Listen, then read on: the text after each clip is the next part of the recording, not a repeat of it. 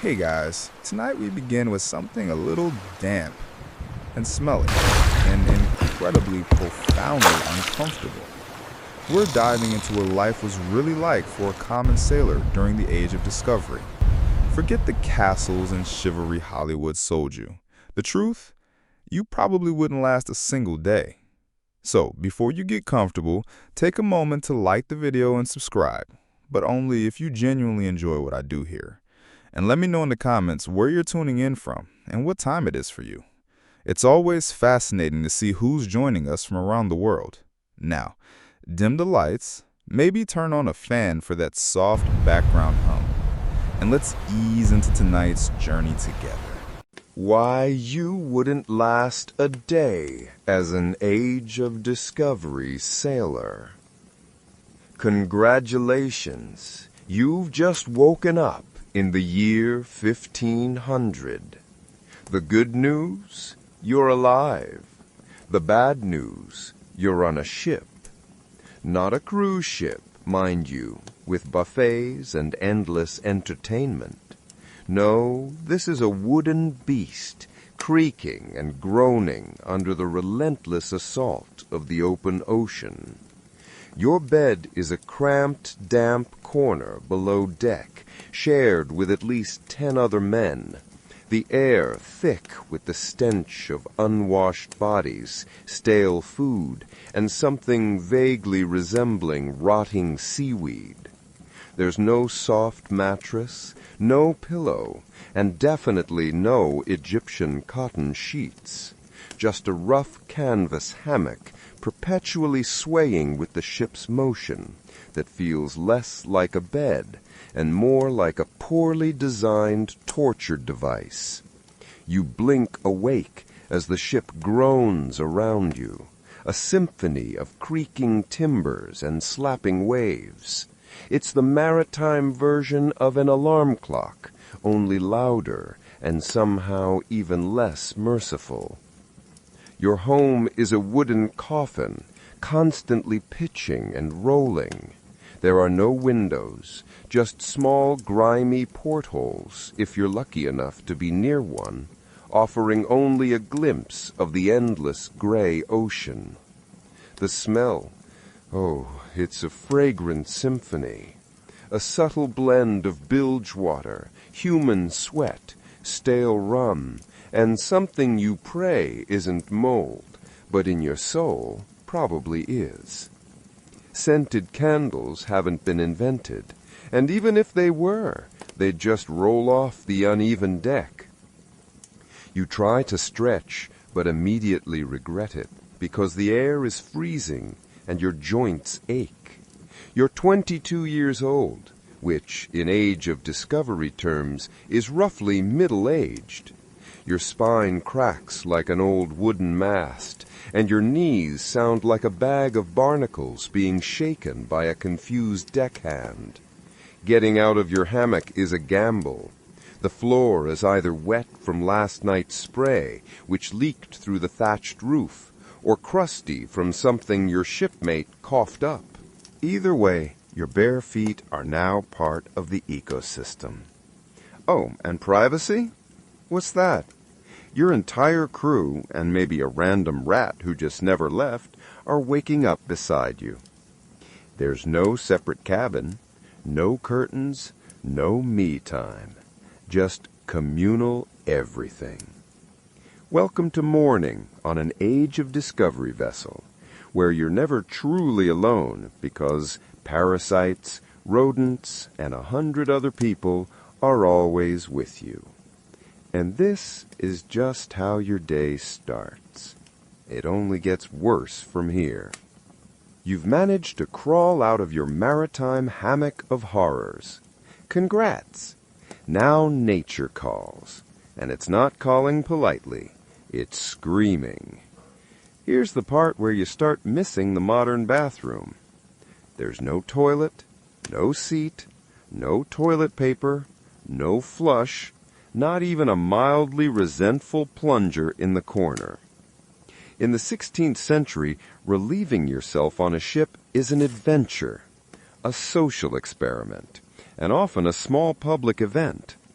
If you're a common sailor, your bathroom is likely a small hole or a plank extending over the side of the ship, often called a head, hence the term for ship's toilets today. You're supposed to brace yourself against the ship's roll, hoping a rogue wave doesn't wash you overboard. The smell is, well, it's the open ocean, but it's also very close to your living quarters. You hold your breath, do your business, and then here's the kicker. The wind might spray it right back at you. Toilet paper? Never heard of it. Most people wipe with a rope end, a piece of old sailcloth, or if they're feeling especially indulgent, a scrap of worn clothing. Sometimes nothing at all, which might explain why handshakes weren't popular yet. And if you're an officer, surely it's better, right? Well, sort of. You might have a private privy bucket in your cabin, but it still needs to be emptied, usually by a lower-ranking sailor. So whether you're a common seaman or a junior officer, maritime toileting is a humbling ritual. It's cold, it's public, it's dangerous, and it's never not disgusting. One slip on a wet pitching deck, and you're face first in humanity's leftovers. And you still haven't brushed your teeth, but we'll get to that next. You survived the toilet. You deserve a reward, right? Maybe a nice breakfast. Something warm, delicious, comforting. Sorry, this is the age of discovery. Nothing is comforting here. Breakfast, if you can call it that, is a grim affair. There are no Eggs Benedict, no coffee machines sputtering awake, and certainly no avocado toast. You sit down or squat on a hard bench to a wooden bowl of something that looks like it was scraped off a muddy boot. Welcome to your daily ration of hardtack and salted meat. Hardtack is a biscuit so hard it could deflect arrows. It's made from coarse flour and water, often bulked up with sawdust, or whatever else could make it stretch, because fresh bread is a landlubber's fantasy. This biscuit is not your friend. You don't slice it, you negotiate with it, often soaking it in water or weak beer to make it remotely chewable. On the side, a piece of salted beef or pork, so heavily cured it's more salt than meat. It's tough, stringy, and often crawling with maggots if it's been stored too long. You try not to think about it.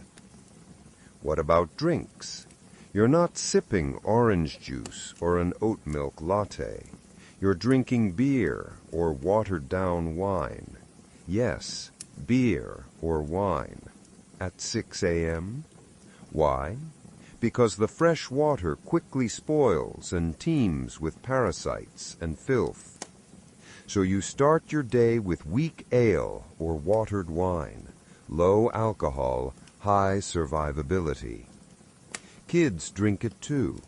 No one's happy about it, but at least it won't kill you immediately. Want some fresh fruit or vegetables? Dream on. That's for the first few days out of port, and only if you're lucky. Most sailors don't eat fresh produce for months, leading directly to the dreaded scurvy. As for spices, forget about it, unless you're the captain. A pinch of pepper costs more than your monthly wages. Salt is valuable enough to be locked away, so you chew your gritty hardtack, gulp your ship's beer, and try not to think about the rat that may have nibbled your porridge in the night. And this is just the beginning of your day. It only gets worse from here. But your day isn't just about survival. It's about relentless, back-breaking labor. As the sun rises, painting the vast ocean in hues of gray and steel, the command rings out, "All hands on deck." There's no hitting snooze. You stumble up the narrow, often slippery companionway, your muscles screaming in protest. The deck is a hive of activity, a symphony of creaking ropes, flapping sails, and the rhythmic splash of waves against the hull. Your tasks are endless and varied, each one demanding strength, coordination, and the constant awareness of the ship's movements. You might be assigned to the rigging, climbing hundreds of feet up the swaying mast, often in gale-force winds, to adjust or mend the sails. The ropes are thick, chafing your hands raw, and one wrong step, one moment of dizziness means a plunge into the unforgiving depths below. There are no safety harnesses, no modern equipment to catch your fall. Just you, the mast, and the roaring wind. The view from up there is breathtaking, yes, but it's quickly overshadowed by the sheer terror of clinging to a rope while the world pitches and rolls beneath you. Or perhaps you're on pump duty, a relentless, monotonous task. Even the best wooden ships leak, and the bilge pumps must be operated constantly to keep the vessel afloat. It's a grueling, repetitive motion, hour after hour, your arms aching, your back protesting, as you pump foul, stagnant water from the ship's belly. The air is thick with the smell of decay, and the only reward is the knowledge that if you stop, the ship and everyone on it will eventually sink. Then there's the constant battle against the elements. The sun, when it appears, beats down mercilessly, baking the deck and dehydrating the crew. Your skin burns and peels, a testament to the lack of sun protection. When the storms hit, the ship becomes a toy in the hands of a furious giant. You're lashed to the mast or clinging to a rail as waves taller than the ship crash over the deck, threatening to sweep you overboard. The roar of the wind, the crack of thunder, the terrifying lurch of the vessel. It's an experience designed to strip away any last vestiges of comfort or security. You're not just sailing. You're fighting for your life against a world that seems actively hostile. And the dangers aren't just natural. Pirates lurk in known shipping lanes, their flags a chilling promise of violence and plunder. Naval battles are brutal, chaotic affairs, with splintering wood, flying shrapnel, and the screams of the wounded. Even within the crew, discipline is harsh, enforced by the captain's iron will and the ever-present threat of the lash. Small infractions could lead to severe punishments, from flogging to keel hauling, being dragged under the ship's keel, a near certain death sentence. Mutiny, though rare, is a constant simmering fear, a desperate gamble by men pushed beyond their limits. Your day ends as it began, in the cramped, fetid darkness below deck. You collapse into your hammock, every muscle aching, every bone protesting. Sleep comes not as a gentle embrace, but as a desperate escape from the cold, the damp, the hunger, and the constant fear. You might dream of home, of solid ground, of a fresh meal, but even those dreams are often haunted by the creaking of the ship and the vast, indifferent ocean. This is the life of an age of discovery sailor, a brutal, unforgiving existence where survival is the only luxury, and the promise of distant riches often means only a watery grave. It's a life that few, If any of us in the modern world could endure for a single day, if you had to choose one aspect of a 16th century sailor's life to endure, what would be the absolute hardest for you? Let me know in the comments below. Vasco da Gama, The Path to India and a Changing World. Now, as the sun begins its slow descent over the endless horizon, casting long shadows across the pitching deck, let's turn our attention from the grim realities of daily life to a man whose ambition and sheer will propelled him, and indeed the world, into a new era. We're talking about Vasco da Gama, a name synonymous with daring exploration, but also with the profound, often brutal shifts that accompanied the Age of Discovery. Born into Portuguese nobility around 1460, Vasco da Gama was not a wide-eyed idealist. He was a seasoned sailor, a military commander, known for his stern discipline and unwavering resolve. Portugal, at this time, was a maritime powerhouse driven by a singular burning desire to find a direct sea route to the fabled spice markets of India. For centuries, European access to these precious commodities, pepper, cinnamon, cloves, nutmeg, had been controlled by Arab and Venetian merchants who held a lucrative monopoly. This meant high prices, limited supply, and a constant drain on European wealth. The dream of bypassing these middlemen was a powerful motivator, promising unimaginable riches and global dominance.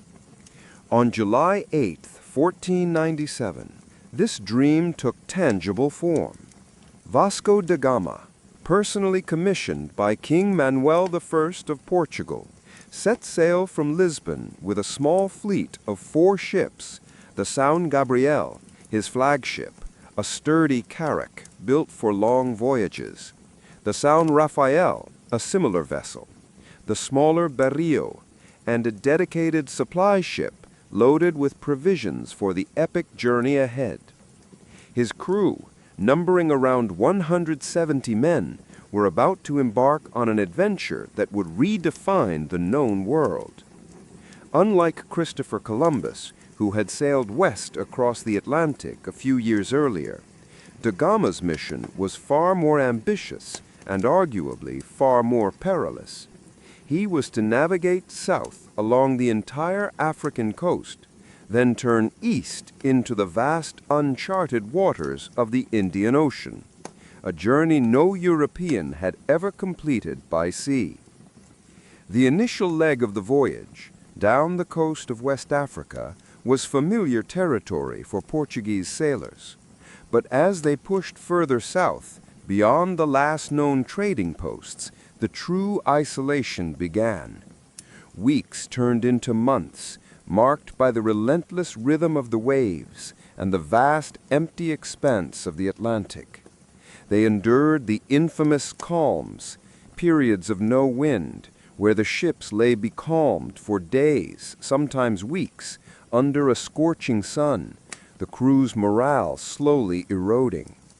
Then came the storms, particularly as they approached the treacherous waters off the Cape of Good Hope. This notorious stretch of ocean, where the Atlantic and Indian Oceans meet, was infamous for its violent gales and monstrous waves. Da Gama's fleet battled these elemental forces, their wooden ships groaning and straining, the crew clinging to ropes, praying for survival. But the elements were not their only enemy. Scurvy, the silent killer of sailors, began to take its toll. With no fresh fruit or vegetables for months, the crew's bodies slowly deteriorated. Gums bled, teeth fell out, old wounds reopened, and a profound lethargy set in. Men grew weakened, grew delirious, and eventually succumbed, their bodies wrapped in canvas, slipped into the cold embrace of the ocean. Da Gama, a stern but pragmatic leader, understood the devastating impact of this disease, but in the absence of knowledge about its cause or cure, all he could do was push onward, hoping for land. Navigation itself was a constant challenge. They relied on rudimentary instruments, the astrolabe and quadrant, to measure the sun's height and estimate their latitude. Longitude was a matter of dead reckoning, an educated guess based on speed and direction, prone to significant error. Every day was a calculation, a prayer, a hope that they were still on course. They faced hostile encounters with local populations along the African coast, particularly in Mozambique and Mombasa, where the established Arab traders viewed the arrival of these heavily armed Portuguese ships with suspicion and outright hostility. Skirmishes broke out, alliances were tentatively formed and quickly broken, and Da Gama often had to resort to force to secure provisions or safe passage. Despite these immense difficulties, Da Gama's determination was unyielding. He pushed his fleet onward, guided by the fragmented knowledge gleaned from earlier Portuguese explorers, most notably Bartolomeu Dias, who had rounded the Cape of Good Hope a decade earlier.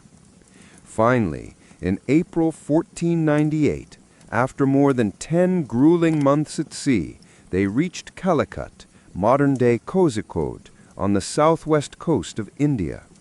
The sight of the bustling port filled with ships from across Asia was a moment of profound triumph, a testament to their endurance and Da Gama's leadership.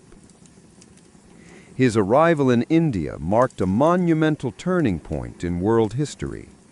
For the first time, Europe had a direct sea route to the immensely lucrative spice markets of the East, bypassing the ancient, perilous, and expensive overland routes controlled by Arab and Venetian merchants.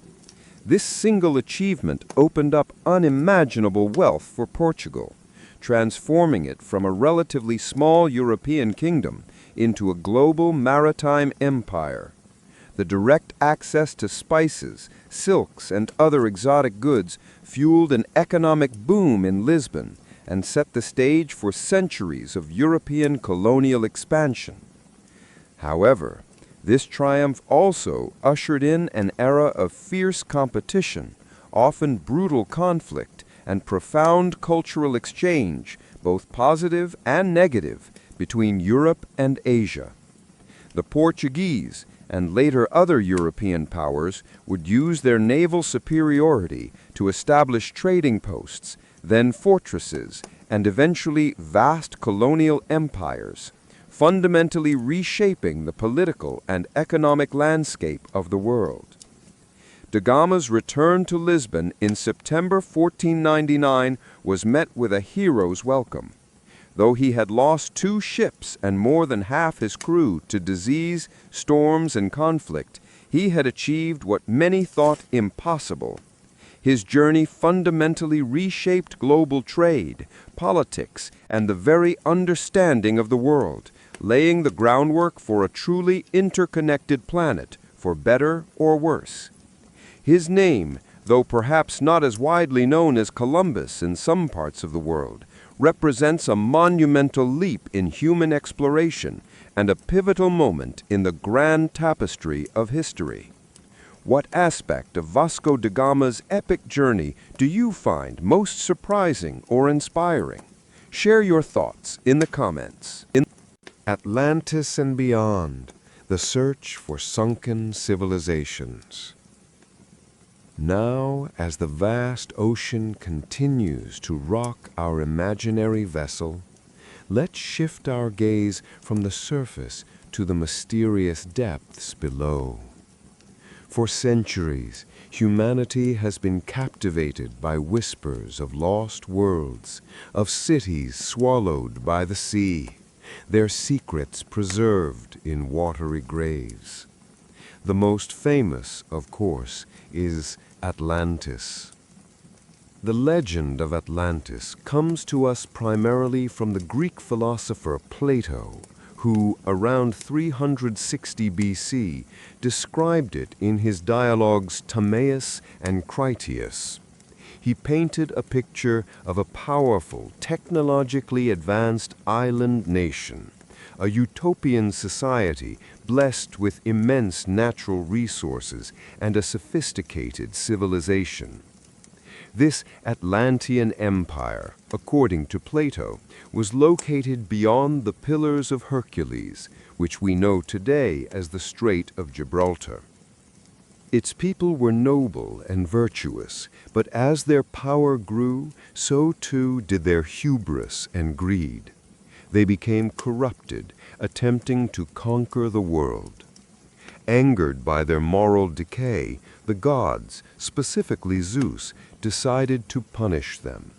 In a single catastrophic day and night of earthquakes and floods, Atlantis was swallowed by the sea, vanishing beneath the waves, never to be seen again. For over 2 millennia, the tale of Atlantis has ignited imaginations, sparking endless debates and countless expeditions. Was Plato's account a literal historical record, a philosophical allegory, or perhaps a blend of both? Scholars have argued fiercely. Some believe it was a cautionary tale, a fictional narrative designed to illustrate Plato's ideal state and the dangers of imperial ambition. Others have scoured the globe, proposing various locations for the lost city, from the Mediterranean Sea to the Caribbean, from the coast of Africa to Antarctica. Each theory, often fueled by tantalizing yet inconclusive archaeological or geological evidence, adds another layer to the enduring mystery of Atlantis.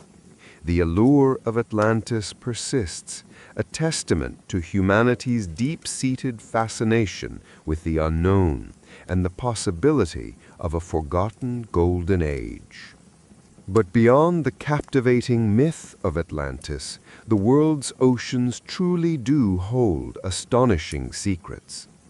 Underwater archaeology, a relatively young and incredibly challenging field, has in recent decades begun to uncover real submerged sites that were once vibrant human settlements. These discoveries, while perhaps not as grand or technologically advanced as the legendary Atlantis, are equally, if not more, profound in their historical significance. Consider the ancient city of Thonis Heraklion, for example. For centuries, this city, mentioned in ancient Greek texts and Egyptian hieroglyphs, was believed to be little more than a myth, a legendary port city at the mouth of the Nile. But in 2000, after years of searching, French underwater archaeologist Frank Goddio and his team discovered its remarkably preserved ruins off the coast of Egypt. There, beneath the waves of Abukir Bay, lay temples, colossal statues of pharaohs and gods, gold coins, and countless artifacts. Thonis Heraklion was not a myth. It was a thriving ancient port, a vital link between Egypt and the Greek world, serving as a customs point and a religious center. Its submersion, likely due to a combination of earthquakes and tsunamis and rising sea levels, offers a unique, almost perfectly preserved snapshot of life in ancient Egypt and its interactions with the Mediterranean world. Another remarkable discovery is Pavlopetri, off the coast of Laconia, Greece. Discovered in 1967 and extensively mapped in the 2000s, it is considered the oldest submerged city in the world, dating back some 5,000 years to the Bronze Age. Its streets, courtyards, buildings, and even tombs are remarkably intact, providing an unparalleled insight into the urban planning and daily life of a sophisticated Minoan Mycenaean society. The level of preservation is so extraordinary that archaeologists can reconstruct the city almost perfectly. Similarly, off the coast of India, the ancient city of Dwarka is believed by some to be the legendary city of Krishna, now submerged. While its historical and mythological connections are still debated, underwater explorations have revealed extensive ruins that suggest a significant ancient port. These sites, along with others like the Yonaguni Monument off Japan, its natural versus man-made origin still debated, continually challenge and expand our understanding of ancient human history and the dynamic relationship between land and sea. These real-life discoveries remind us of a humbling truth. Coastlines change, sea levels rise, and the Earth's dynamic nature can reclaim even the most magnificent human endeavors. They challenge our preconceived notions of ancient civilizations, revealing sophisticated societies that thrived in places now hidden by the ocean's embrace. The search continues, driven by intellectual curiosity, technological advancements in underwater exploration, and the tantalizing possibility that the next dive could reveal another lost world, waiting patiently to tell its story, perhaps even one that once inspired the legend of Atlantis itself. The deep blue holds countless secrets, and with every passing year we get a little closer to uncovering them. European courts, power, intrigue, and the luxury of royal families. As our journey across the vast historical ocean continues, let us for a moment leave the salty air and the mysteries of the deep behind.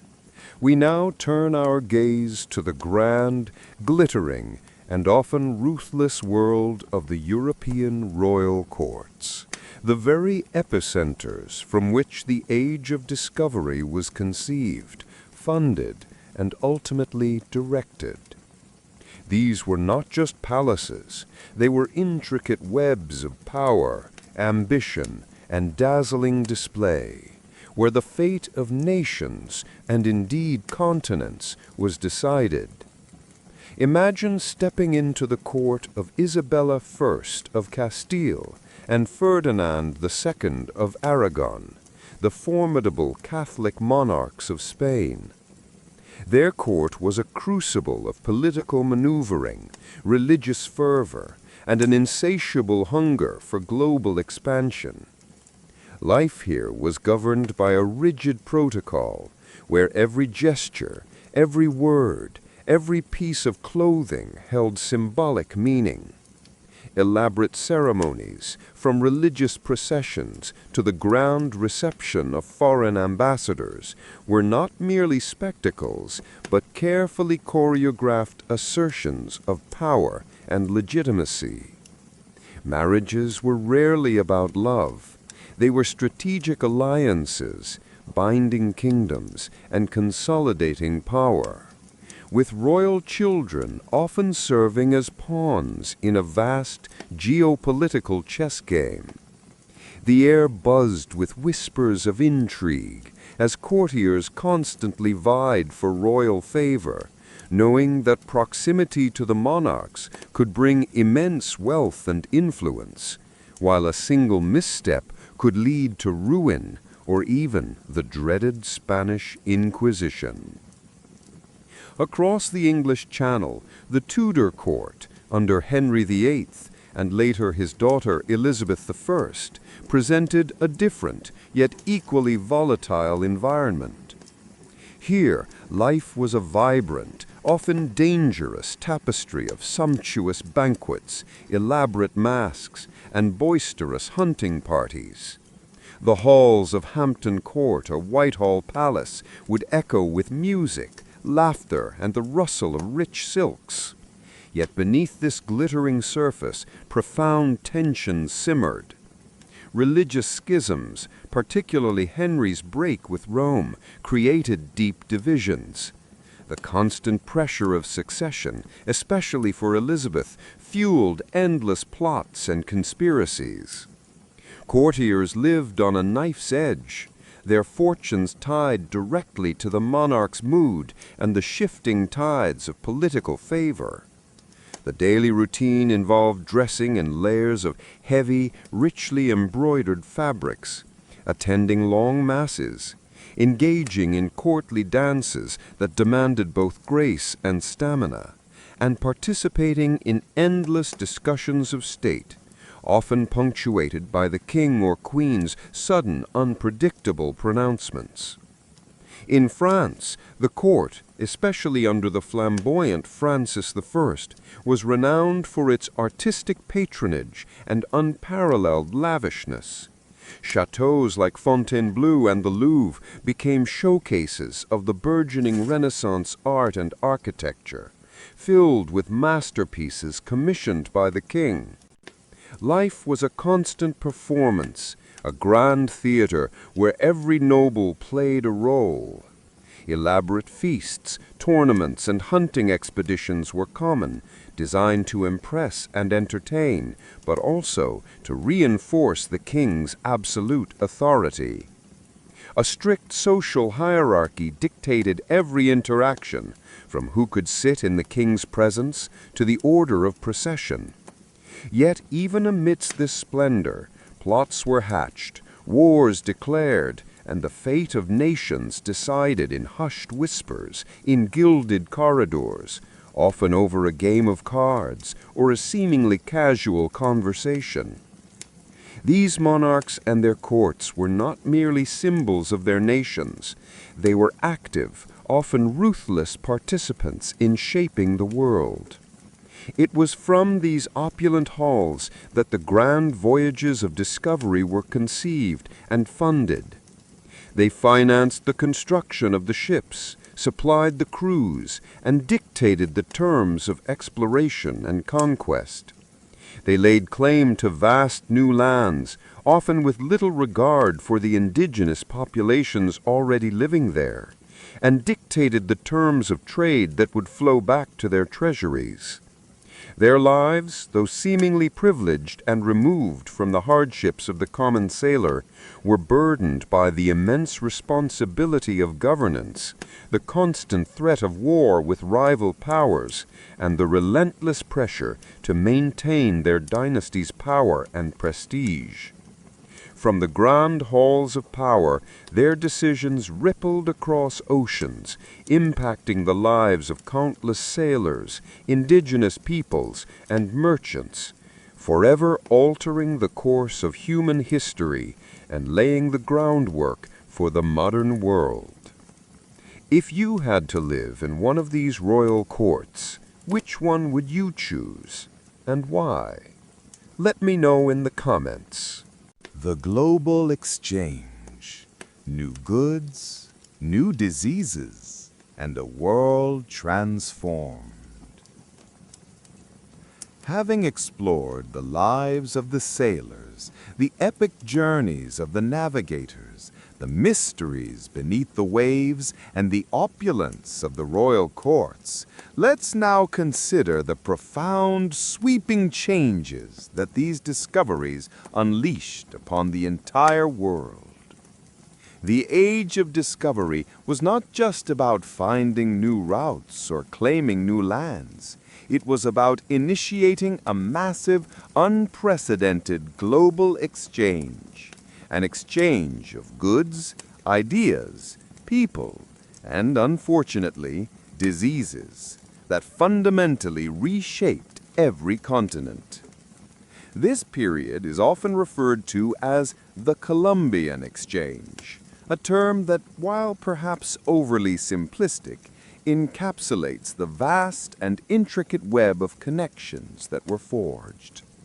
Imagine the sheer wonder and perhaps terror that greeted the arrival of previously unknown plants and animals in Europe.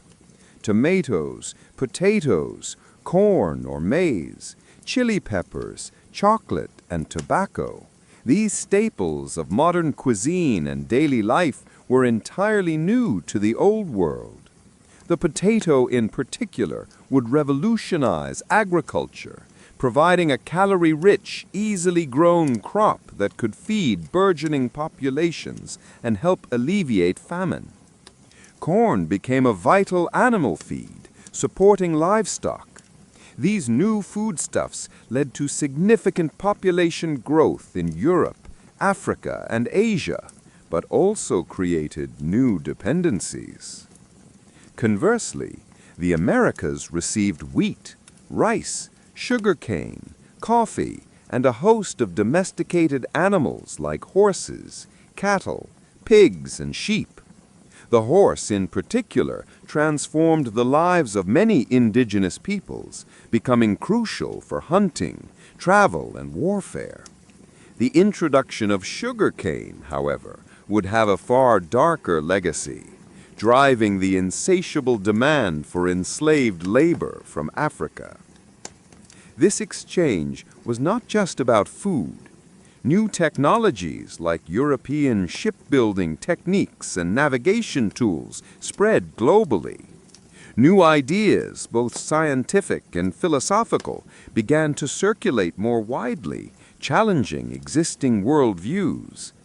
But perhaps the most devastating aspect of this global exchange was the unintended yet catastrophic transfer of diseases. European explorers and settlers, having lived for centuries in close proximity to domesticated animals, had developed immunities to a host of diseases like smallpox, measles, influenza, and typhus. The indigenous populations of the Americas, however, had no such immunities. When these diseases arrived, they swept through communities like wildfire, decimating populations on an unimaginable scale. Entire civilizations collapsed, not primarily from warfare, but from invisible biological invaders. It's estimated that up to 90% of the indigenous population in some regions perished within a century of European contact. This demographic catastrophe profoundly altered the social, political, and economic landscape of the Americas, paving the way for easier European conquest and settlement. The influx of vast quantities of silver and gold from the Americas, particularly from the mines of Potosí in Bolivia, had a profound and often destabilizing effect on the European economy.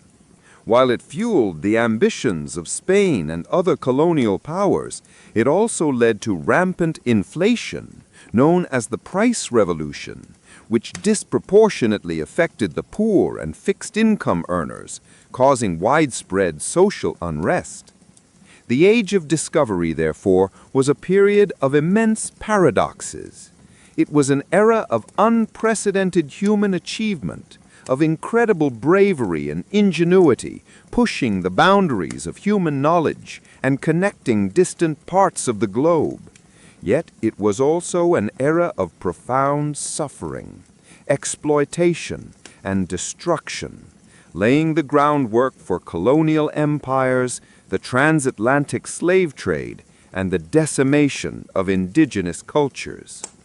The world as it had been known for millennia was irrevocably transformed, leading to the interconnected, yet often unequal, global society we inhabit today.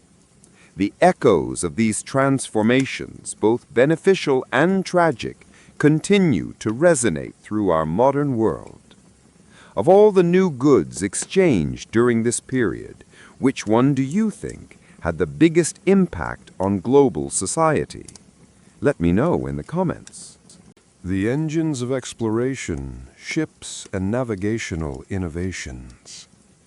As we drift further into the quiet depths of history, let's now turn our attention to the very heart of the Age of Discovery's success, the incredible technological advancements that made these epic voyages possible. Without the right tools, the most ambitious dreams of monarchs and navigators would have remained just that, dreams. We're talking about the ships themselves, the floating fortresses and nimble explorers, and the ingenious instruments that allowed sailors to navigate across vast, featureless oceans. First, let's consider the vessels. For centuries, European ships were largely designed for coastal trade or short-distance voyages. But the demands of oceanic exploration required a new kind of ship, one that could withstand the fury of the open sea, carry vast quantities of provisions, and sail efficiently against the wind. This led to the development and refinement of two key ship types, the caravel and the carrack. The caravel, pioneered by the Portuguese, was a true game-changer. Imagine a relatively small, highly maneuverable sailing ship, typically between 50 and 100 tons. Its most distinctive feature was its lateen sails, triangular sails borrowed from Arab dhows. Unlike the square sails common on European ships, lateen sails allowed caravels to sail into the wind, or tack, with remarkable efficiency. This ability to sail against prevailing winds was crucial for exploring coastlines and returning home from distant lands, especially when facing the strong headwinds of the Atlantic. Caravels were fast, agile, and had a shallow draft, allowing them to explore rivers and shallow bays. They were the scouts of the Age of Discovery, perfect for initial reconnaissance. Think of Columbus's Niña and Pinta. These were caravels. As voyages grew longer and the need to carry more cargo and cannons increased, the carrack emerged as the workhorse of the Age of Discovery. Larger and sturdier than the caravel, carracks typically ranged from 100 to 1,000 tons, though some were even larger. They combined the best features of both square and lateen sails. Square sails on the fore and mainmasts for speed when sailing with the wind, and a lateen sail on the mizzenmast for maneuverability.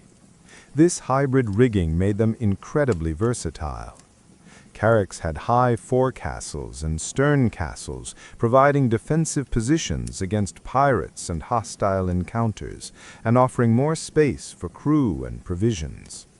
Vasco da Gama's São Gabriel and Ferdinand Magellan's Victoria were famous carracks. These were truly floating cities, capable of sustaining dozens of men for months, carrying cannons and bringing back vast quantities of goods. Building these ships was an immense undertaking. It involved vast forests for timber, skilled shipwrights, carpenters, blacksmiths, and sailmakers. The process was slow, laborious, and incredibly expensive. Every plank, every nail, every rope was crafted by hand, a testament to the craftsmanship of the era. The ships were often leaky, prone to rot, and required constant maintenance, even at sea. Yet they were marvels of their time, pushing the boundaries of what was thought possible in naval architecture. But a ship, no matter how well built, is useless without the ability to know where it's going. This brings us to the crucial role of navigational innovations. For centuries, sailors hugged coastlines, relying on landmarks. But oceanic voyages demanded a new approach. The magnetic compass, though known in Europe since the 12th century, became indispensable. It allowed sailors to determine direction even when the sun or stars were obscured, a revolutionary tool for maintaining a course across open water. However, understanding magnetic declination, the difference between true north and magnetic north, was a constant challenge. To determine their position, particularly their latitude, navigators relied on celestial bodies. The astrolabe, an ancient instrument refined by Arab astronomers, allowed sailors to measure the altitude of the sun or a star above the horizon. By knowing the date and the sun's declination, they could calculate the approximate latitude. Later, the cross staff and back staff were developed, offering simpler, more accurate ways to take these measurements, especially on a pitching deck. These instruments were crude by modern standards, but they were the cutting edge of their time, transforming navigation from guesswork to a more scientific endeavor. The development of cartography, or map-making, also saw a dramatic leap forward. Early maps were often inaccurate, filled with mythical creatures and vast blank spaces. But as explorers returned with new information, cartographers meticulously updated their charts, creating increasingly accurate representations of coastlines, currents, and prevailing winds. The Portuguese, in particular, were pioneers in this field, keeping their maps as closely guarded state secrets. Finally, the concept of dead reckoning remained vital. This involved estimating a ship's position by calculating the course and distance traveled from a known point. Sailors would use a log line, a rope with knots tied at regular intervals, thrown overboard and timed as it unspooled, to estimate speed, and a compass to track direction. While prone to cumulative errors over long distances, it was often the only method available when celestial observations were impossible. These innovations, from the sturdy hulls of carracks to the precise measurements of an astrolabe, were the true engines of the age of discovery.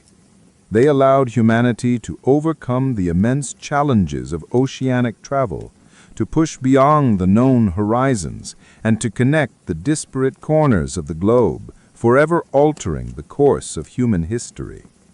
As you drift deeper into sleep, perhaps you can imagine the quiet hum of these instruments, guiding tiny wooden ships across a vast, dark, and utterly unknown world. What navigational tool from this era do you find most fascinating, and why? Share your thoughts below. The human cost. Slavery, exploitation, and resistance.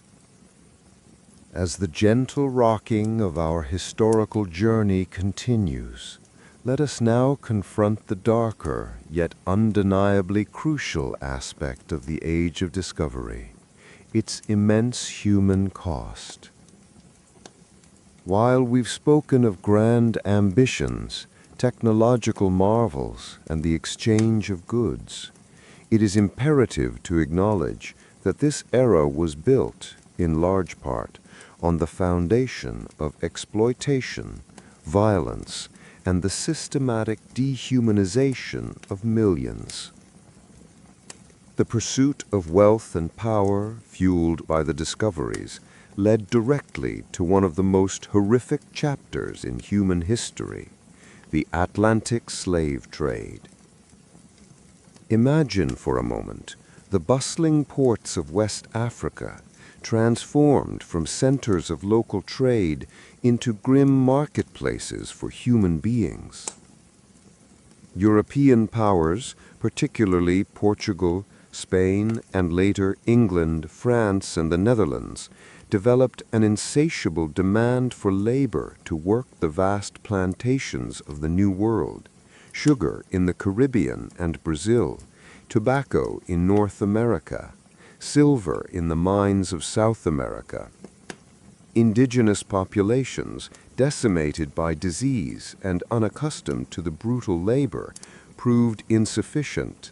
The solution, in the eyes of the colonizers, was to forcibly transport millions of Africans across the Atlantic. The journey itself, known as the Middle Passage, was a nightmare beyond comprehension. Africans, captured or bought from local slave traders, were crammed into the holds of slave ships, packed so tightly that they could barely move. The conditions were unspeakable: suffocating heat, rampant disease, unimaginable stench, and constant fear. Many perished from illness, starvation, or despair during the weeks-long voyage. Those who survived arrived in the Americas traumatized and broken, only to face a life of brutal, unending servitude. They were stripped of their names, their cultures, and their very humanity, forced to work under the most inhumane conditions imaginable, their lives reduced to mere property. The economic engine of this new global system was fueled by this forced labor. The sugar, tobacco, and cotton produced by enslaved Africans generated immense wealth for European merchants, plantation owners, and royal treasuries. This wealth, in turn, funded further exploration, military expansion, and the luxurious lifestyles of the European elite we discussed earlier. It created a triangular trade route: European manufactured goods to Africa for enslaved people to the Americas for raw materials, and raw materials back to Europe for processing and profit.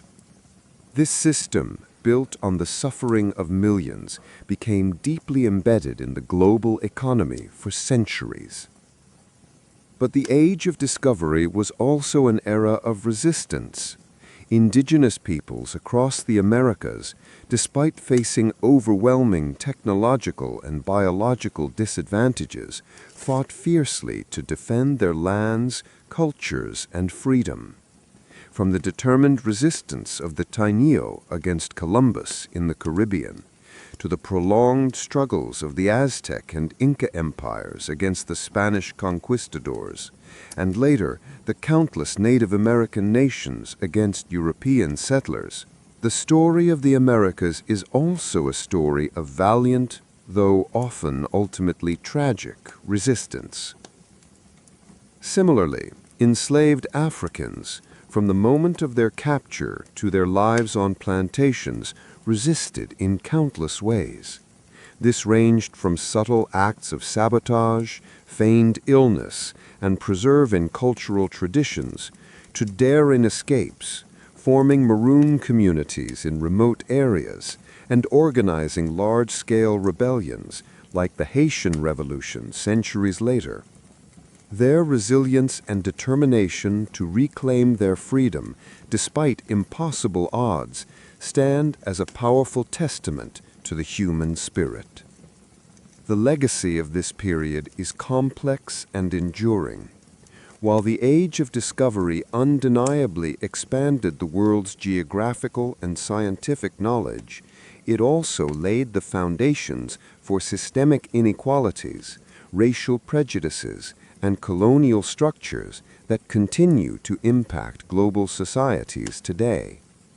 Understanding this profound human cost is essential to truly grasping the full scope of this transformative yet deeply troubling era in history.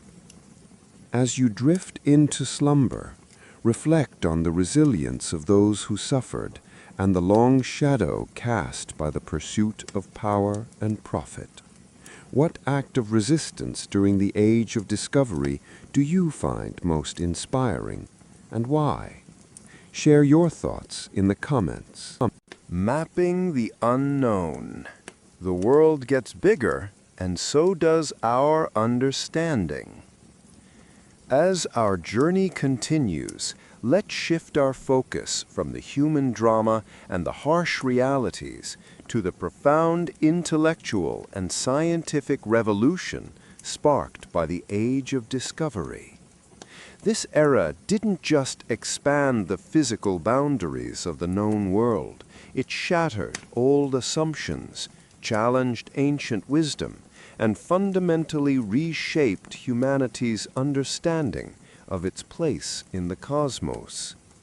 The world literally got bigger, and so did our minds. For millennia, European understanding of global geography was largely based on the works of ancient Greek and Roman scholars like Ptolemy, whose maps, while groundbreaking for their time, were incomplete and often wildly inaccurate. They depicted a world with a dominant landmass of Europe, Asia, and Africa, surrounded by a vast, unexplored ocean, and often included mythical lands and creatures.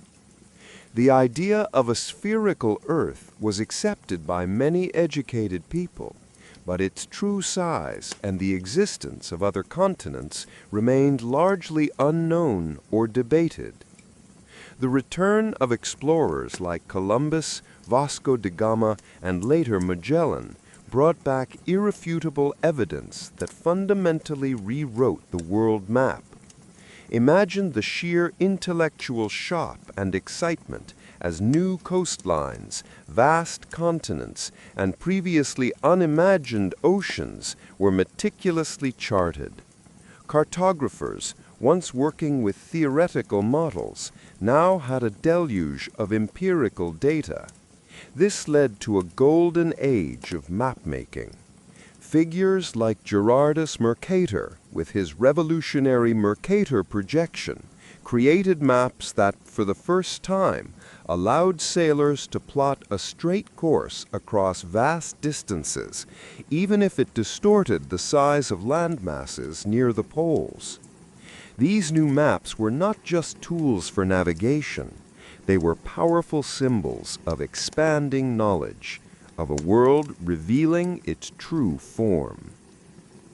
Beyond geography, the age of discovery fueled advancements in astronomy. Navigating by the stars became even more critical for long oceanic voyages. Sailors and astronomers meticulously observed celestial bodies, refining their understanding of planetary movements and star charts. While the heliocentric model, Earth revolving around the Sun, was still controversial, the practical demands of navigation pushed for more accurate astronomical tables and instruments. The need for precise timekeeping at sea, crucial for determining longitude, also laid the groundwork for future breakthroughs in chronometry, though this would take centuries to perfect. The sheer diversity of new flora and fauna encountered in the Americas, Africa, and Asia also had a profound impact on the emerging fields of botany, zoology, and medicine. European naturalists and physicians were confronted with thousands of new species of plants and animals, many with unique properties. Indigenous knowledge of medicinal plants, agricultural techniques, and ecological systems, though often dismissed or exploited, slowly began to filter into European understanding, challenging existing scientific paradigms. The discovery of quinine from the cinchona tree in South America would become a vital treatment for malaria, saving countless lives.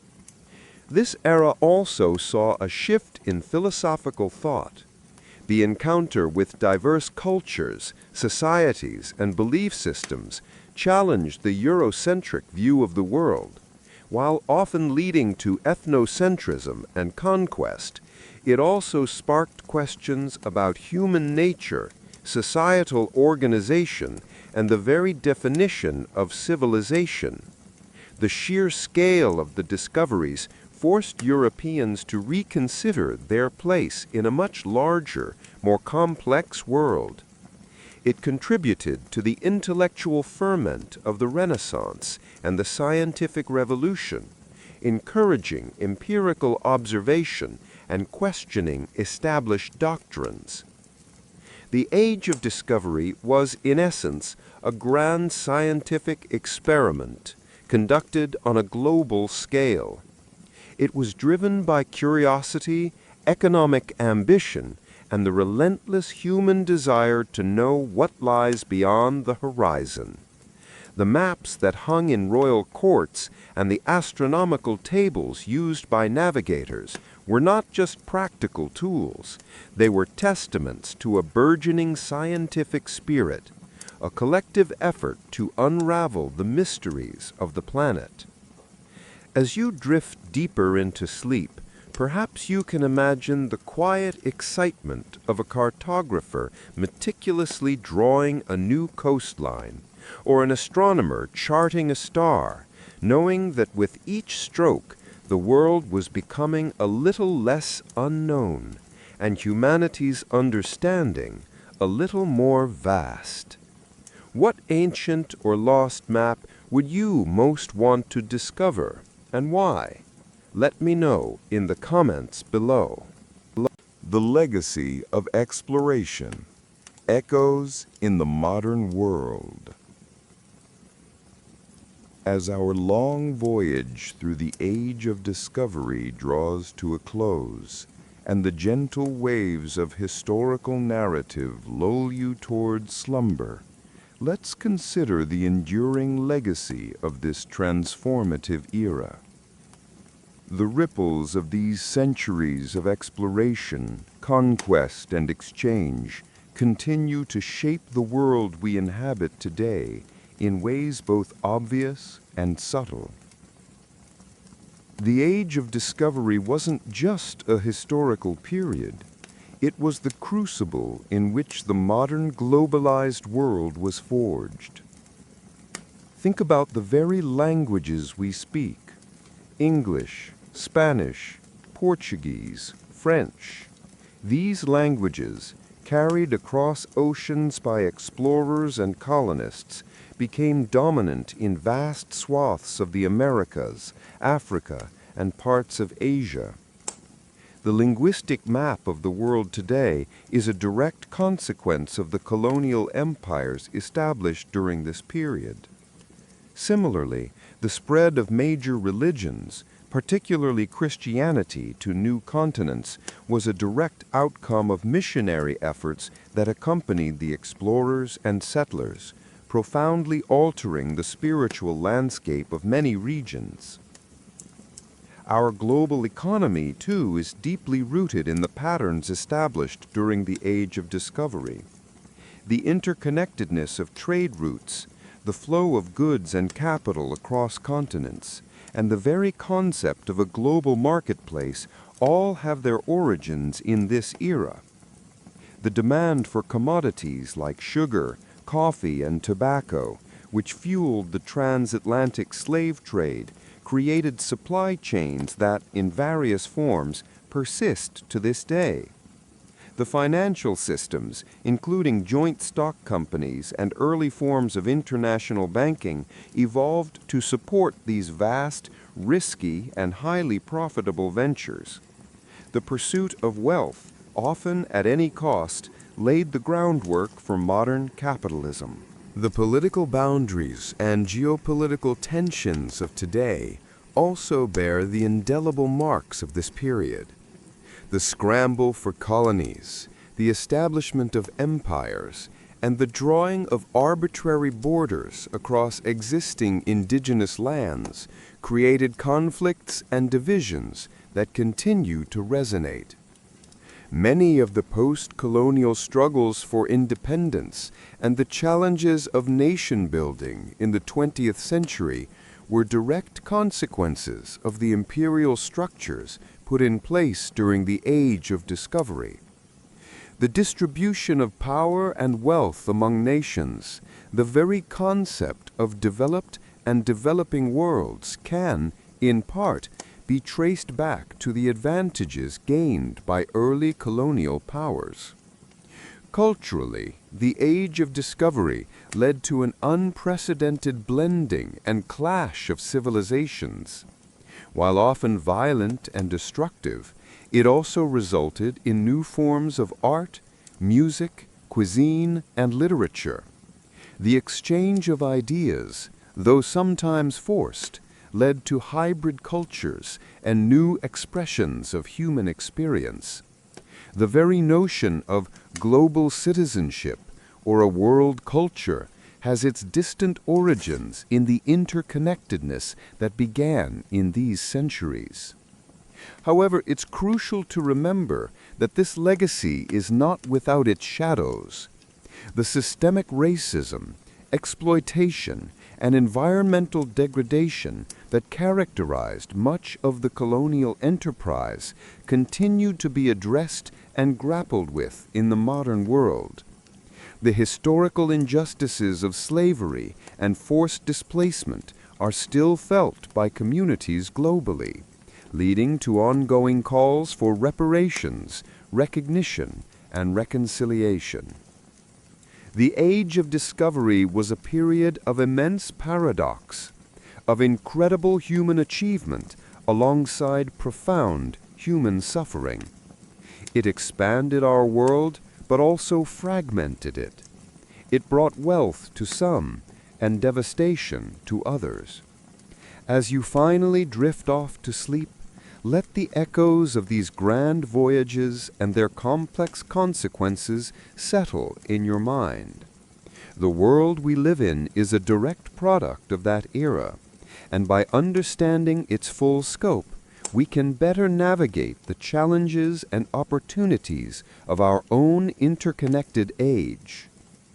Sweet dreams, and may your own explorations, whether in history or in life, be filled with curiosity and understanding. What aspect of the Age of Discovery's legacy has the most significant impact on our world today? Share your thoughts below.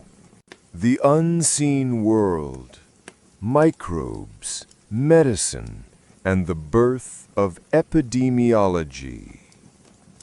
As our historical journey continues to unfold, revealing the vast tapestry of the Age of Discovery, let's now turn our attention to an unseen yet profoundly powerful force that shaped this era, the world of microbes. While grand ships sailed and empires clashed, tiny, invisible organisms were silently dictating the fate of millions, laying the groundwork for what would eventually become the science of epidemiology. Imagine the crowded conditions on board those Age of Discovery vessels, hundreds of men packed into damp, poorly ventilated spaces with limited access to fresh water or proper sanitation. This was a perfect breeding ground for disease. We've already touched upon scurvy, the vitamin deficiency that plagued sailors, but it was far from the only killer. Typhus, dysentery, and various fevers swept through crews, often wiping out more men than any storm or battle. A single sick sailor could quickly infect an entire ship, turning a voyage of discovery into a floating coffin. The lack of understanding about germ theory meant that hygiene practices were rudimentary at best, and the spread of illness was often attributed to bad air, divine wrath, or other superstitious beliefs. When European explorers and settlers arrived in the Americas, they brought with them a devastating arsenal of pathogens that had been circulating in the Old World for centuries. Diseases like smallpox, measles, influenza, typhus, and bubonic plague had little impact on Europeans who had developed some level of immunity over generations of exposure. However, the indigenous populations of the Americas had lived in relative isolation from these diseases. Their immune systems had no defense against them. The impact was catastrophic. Smallpox, in particular, was a merciless killer. It would sweep through entire communities, leaving behind unimaginable devastation. Villages were emptied, fields lay fallow, and social structures collapsed. It's estimated that within a century of European contact, Up to 90% of the indigenous population in some regions perished from these introduced diseases. This great dying was not an act of warfare, but an biological invasion that fundamentally altered the demographic and political landscape of two continents. It facilitated European conquest by weakening and depopulating native societies, paving the way for easier colonization and the establishment of vast agricultural enterprises that would, in turn, drive the demand for enslaved labor. The impact wasn't entirely one-sided, though less severe. Syphilis, a sexually transmitted disease, is believed by many historians to have originated in the Americas and was brought back to Europe by Columbus's crew. Its rapid spread across Europe caused widespread panic and suffering, becoming one of the first truly global epidemics of the modern era. These devastating outbreaks, while poorly understood at the time, slowly began to prompt observation and eventually a more systematic approach to understanding disease. Physicians and naturalists, confronted with new illnesses and unprecedented mortality rates, began to record symptoms, track outbreaks, and consider environmental factors. While still centuries away from the groundbreaking work of Pasteur or Koch, the sheer scale of disease during the Age of Discovery inadvertently laid some of the earliest foundations for epidemiology, the study of how diseases spread and how they can be controlled. The need to keep crews healthy on long voyages and to manage outbreaks in newly established colonies pushed for practical, if often ineffective, measures. The Age of Discovery, therefore, was not just about the clash of cultures or the exchange of goods. It was also a silent, brutal biological war fought on a microscopic level. The invisible world of microbes played a decisive role in shaping the course of history, determining the fates of empires and entire populations. As you drift deeper into sleep, consider the profound power of the unseen and how even the smallest organisms can leave the largest marks on the grand narrative of humanity. If you lived during the Age of Discovery, which disease would you fear the most, and why? Let me know in the comments. The officer's burden, command, responsibility, and the weight of the unknown. Now, as the gentle rhythm of the waves continues to carry us through the Age of Discovery, let's shift our perspective once more. We've explored the brutal daily life of the common sailor, the grand ambitions of the monarchs, and the invisible threats of disease. But what about the men in between? The officers, the navigators, the captains, those who bore the immense weight of command, responsibility, and the constant gnawing anxiety of the unknown. Their lives, while perhaps physically less grueling than a common deckhand, were fraught with a different kind of peril, the mental burden of leadership on the edge of the world.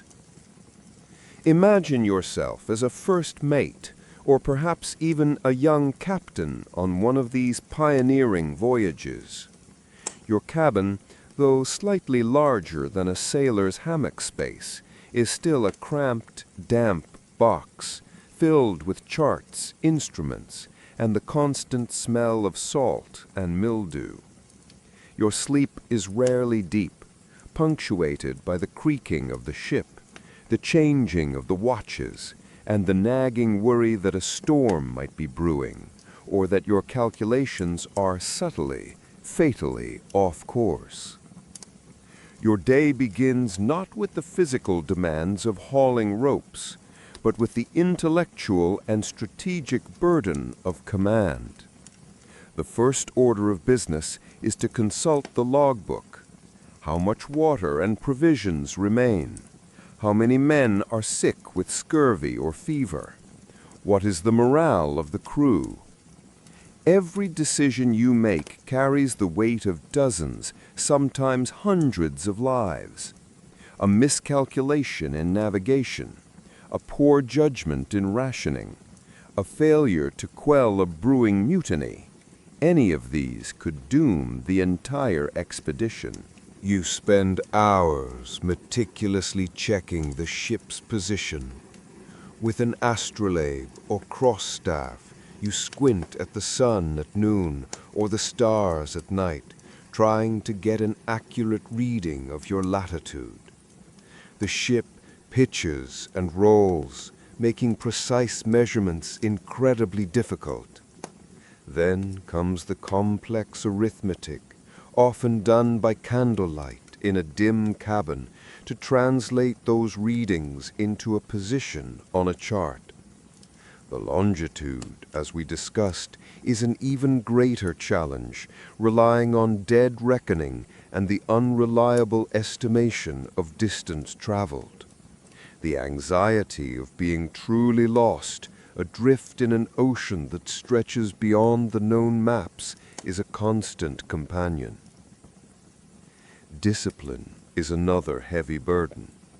You are responsible for maintaining order among a crew often composed of hardened veterans, desperate adventurers, and even impressed criminals.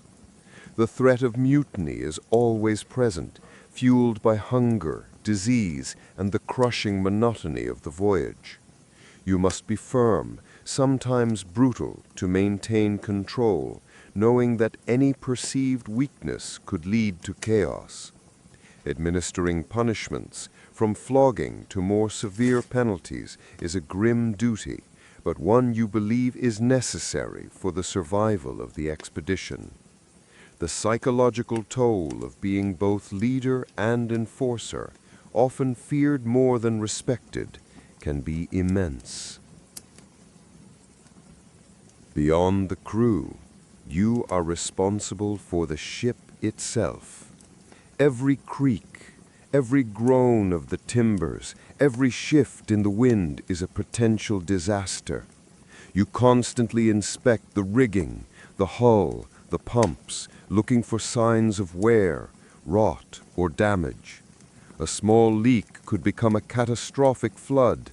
A frayed rope could mean a lost mast in a storm. The ship is your home, your lifeline, and your constant concern. And then there's the unknown. Every day brings the possibility of encountering uncharted lands, hostile natives, or even mythical beasts whispered about in sailors' tales. You must be prepared for anything, from diplomatic encounters to armed conflict, from discovering a new paradise to stumbling upon a hidden danger. The mental preparedness for such unpredictability is exhausting. The officer's burden was a lonely one. While surrounded by the crew, they were often isolated by their rank and responsibility. Confidants were few, and the weight of their decisions rested squarely on their shoulders. Their reward, if the voyage was successful, was prestige, a share of the profits, and the glory of discovery. But the price of failure was often public disgrace, financial ruin, or even death. This constant pressure, the battle against the elements, disease, mutiny, and the vast emptiness of the unknown, made the officer's life during the Age of Discovery a unique and profound test of human endurance, both physical and mental. As you drift deeper into sleep, consider the quiet anxieties of the men who guided these wooden ships into the vast, dark unknown, their minds burdened by the weight of the world, both real and imagined. If you were an officer on an Age of Discovery voyage, what leadership challenge would you find most daunting? Let me know in the comments below.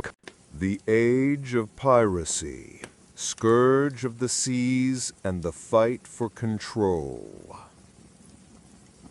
As the gentle currents of our historical narrative carry you further into the Age of Discovery, let's now veer slightly off course and explore a phenomenon that was both a direct consequence and a constant threat during this era: the rise of widespread piracy. While monarchs dreamed of empires and navigators charted new worlds, the vast, newly interconnected oceans also became fertile ground for outlaws, privateers, and ruthless buccaneers. The Age of Discovery was, in many ways, also the golden age of piracy. Imagine the allure for a desperate sailor or a disgruntled former soldier.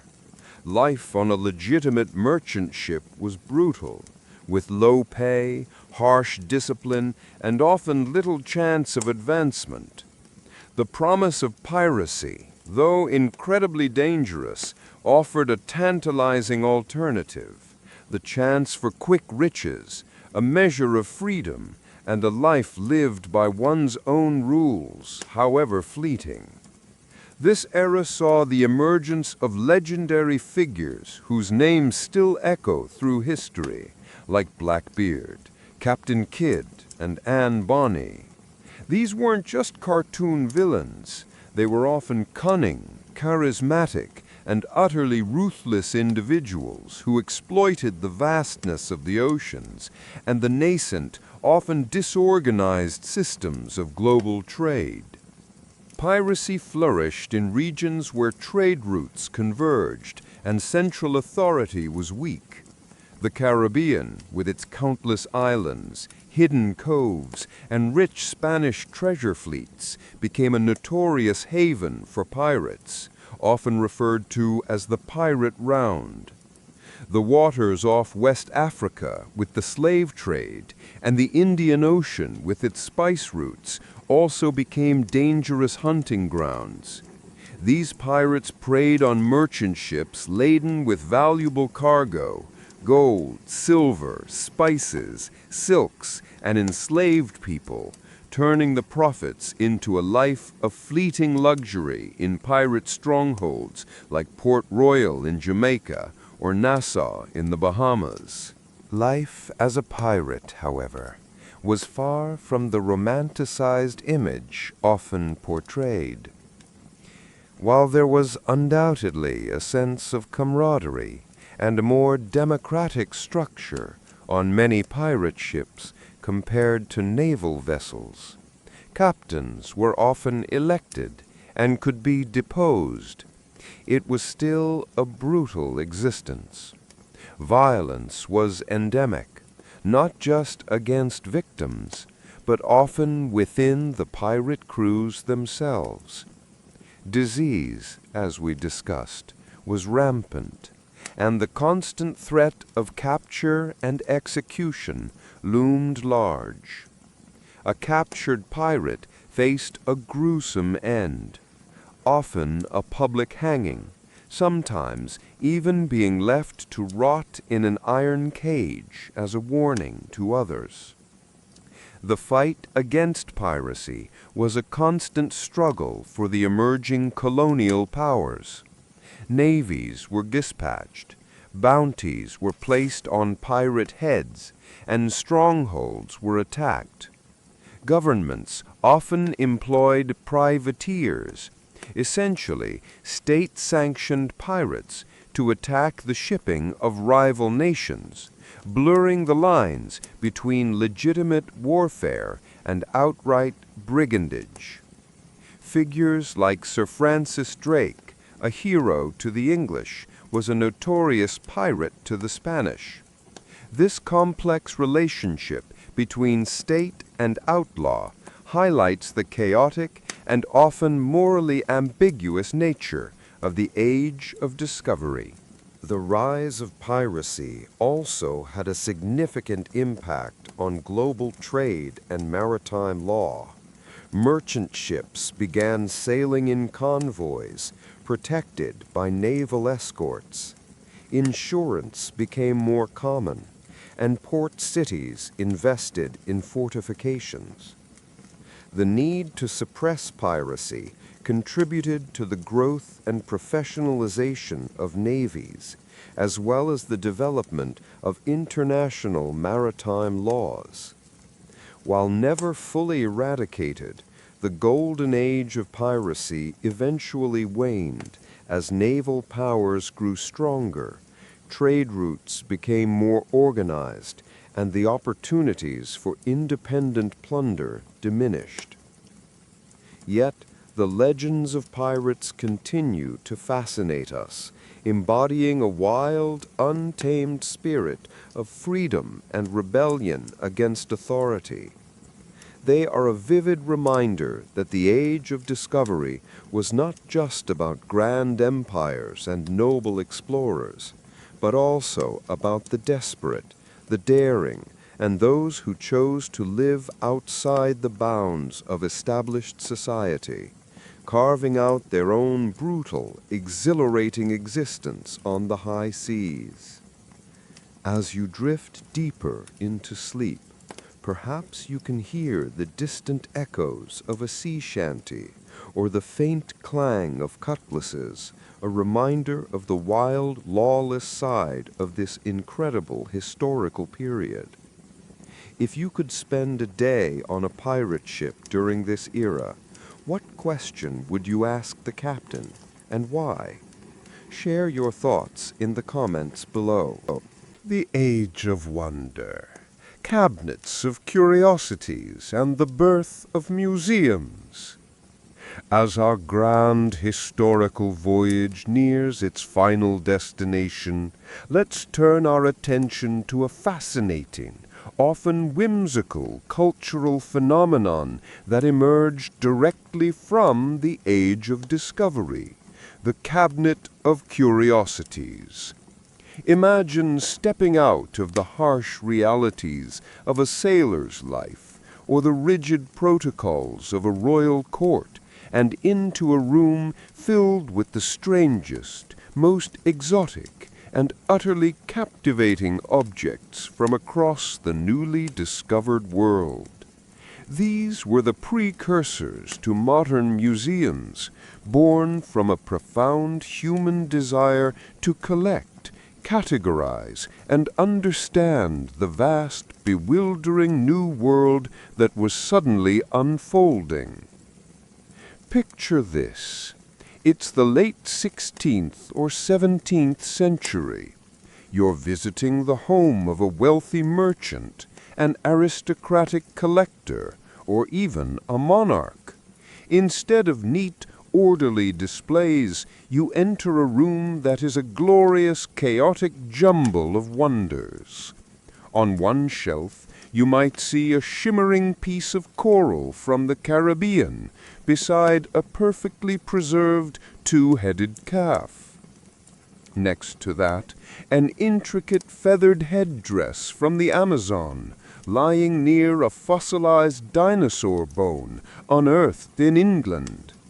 A jar holds a pickled mermaid, likely a cleverly crafted hoax, while above it hangs a narwhal tusk, believed to be the horn of a unicorn. These cabinets of curiosities, or Wunderkammern, German for wonder rooms, were more than just collections. They were microcosms of the entire known universe, attempts to bring order to a world that was rapidly expanding and challenging all previous notions. Collectors sought to gather objects that represented the three kingdoms of nature: animal, vegetable, mineral, as well as ethnographic artifacts from newly encountered cultures, scientific instruments, and even works of art. The goal was not just display, but contemplation, a way to understand God's creation and humanity's place within it. Each object had a story, often embellished, of its journey from a distant land. The collector, acting as a curator, would guide visitors through their personal universe, explaining the provenance and significance of each piece. These rooms were private theaters designed to evoke awe, wonder, and intellectual discussion. They were places where the boundaries between science, art, and the fantastical blurred.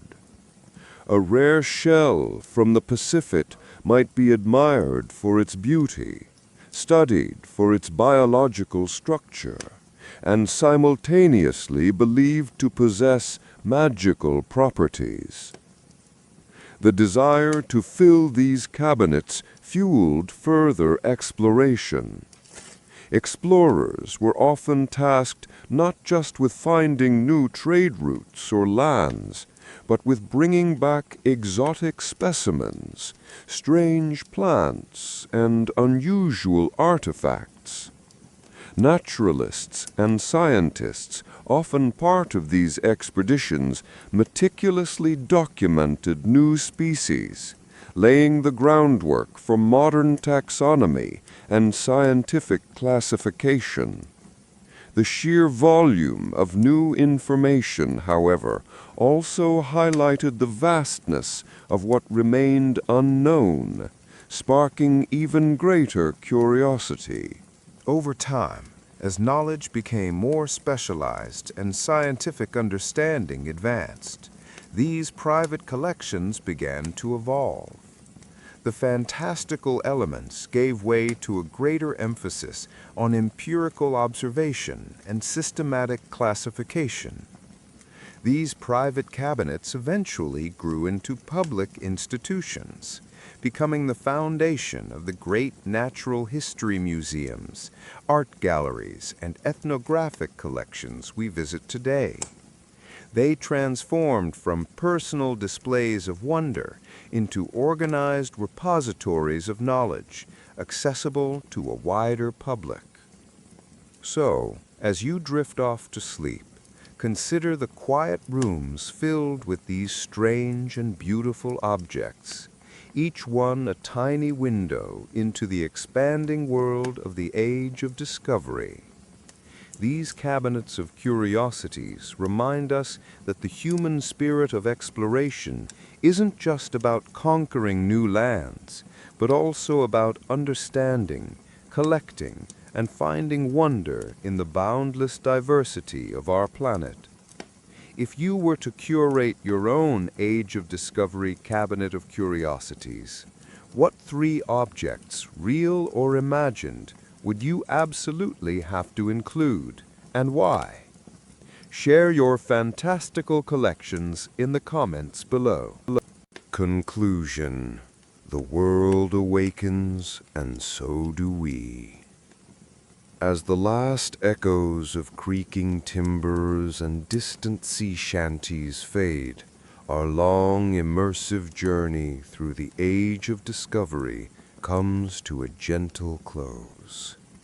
We've traversed vast oceans, endured unimaginable hardships with the common sailor, navigated alongside legendary figures like Vasco da Gama, and delved into the mysteries of sunken cities. We've witnessed the opulent intrigues of royal courts, traced the profound global exchange of goods and diseases, marveled at the innovations in shipbuilding and navigation, confronted the dark human cost of exploitation, and explored the intellectual revolution that reshaped our understanding of the world. Finally, we've peered into the fascinating wonder rooms that captured the spirit of this era. This period, stretching from the late 15th to the early 17th century, was truly a time of immense paradox. It was an age of unparalleled human ambition, courage, and ingenuity, pushing the very limits of what was thought possible. Yet, it was also an era marked by profound suffering, brutal conquest, and the tragic decimation of cultures. It was the moment when the world, previously a collection of largely isolated regions, truly became interconnected, setting the stage for the globalized society we inhabit today. Every cup of coffee you drink, every potato you eat, every language you hear spoken around the world, all carry the faint echoes of those distant voyages. The age of discovery didn't just expand maps, it expanded minds. It forced humanity to confront the vastness and diversity of the planet, to question old truths and to embrace new knowledge. It laid the groundwork for modern science, global trade, and the complex geopolitical landscape that defines our present. The challenges and opportunities of our interconnected world are, in many ways, a direct inheritance from this transformative era. As you drift deeper into a peaceful, history-infused sleep, I hope this journey has offered you a fresh perspective on a period that was anything but boring. Perhaps it has sparked a new curiosity or provided a calming backdrop for your thoughts. If you enjoyed this deep dive into the age of discovery, please consider hitting that like button. It truly helps the channel grow. And if you haven't already, subscribe to Boring History for Sleep for more extended historical narratives designed to guide you to a restful night. Most importantly, I love hearing from you. What was the most surprising or thought-provoking detail you learned tonight about the age of discovery? Share your reflections in the comments below. Your insights and questions help shape future videos. Thank you for joining me on this historical voyage. May your dreams be filled with quiet discoveries and peaceful contemplation. Sweet dreams, and until next time, keep exploring the past.